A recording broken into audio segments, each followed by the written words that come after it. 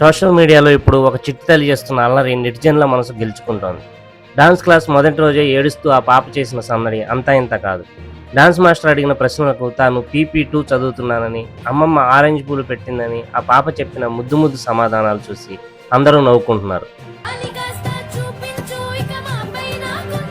మీ school పేరేంటి? First cry. ఏ క్లాస్లో? PP2. ఏడు ఆపేసావు ఇంకా డాన్స్ చేస్తావు మంచిగా. పూలు ఎవరు పెట్టారు? పూలు ఎవరు పెట్టారు? పూలు ఎవరు పెట్టారు? అమ్మమ్మ పెట్టారా? ఏం పూలు అవి? Orange colour పూలా?